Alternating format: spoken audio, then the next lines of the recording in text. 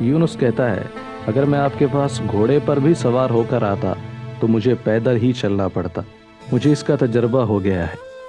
یہاں پر بزرگ ایک کمال کی بات کرتے ہیں۔ حضرت موسیٰ ایک دن دعا کرتے ہوئے کہتے ہیں میرے رب مجھے کوئی ساتھی دے دے۔ جب وہ کھانا کھانے بیٹھے تو انہوں نے دیکھا کہ گھر میں ایک قطرہ بھی پانی نہیں ہے، مشکیزہ تک سوکھ چکا ہے۔ وہ سوچنے لگ گئے کہ اب پانی کے چشمے تک کون جائے گا۔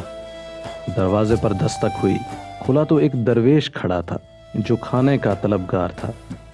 حضرت موسیٰ علیہ السلام نے اسے مشکیزہ پکڑایا اور کہا اسے چشمے سے بھر لاؤ۔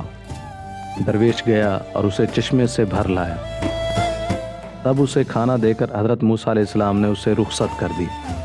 پھر وہ دعا کرتے ہوئے کہتے ہیں اے رب مجھے کوئی ساتھی دے دے۔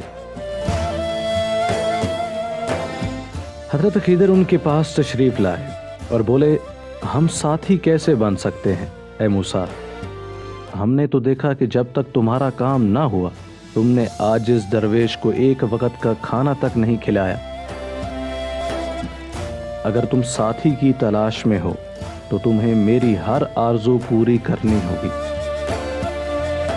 جناب یوشع بھی حضرت موسیٰ علیہ السلام کے ساتھ تھے۔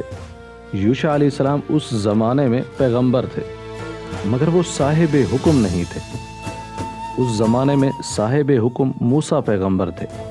یوشع نے کہا خضر علیہ السلام کے بارے میں مجھے بخوبی علم ہے، چنانچہ مجھ میں ان کا ساتھ دینے کی تاب نہیں ہے۔ اور وہ چلے گئے۔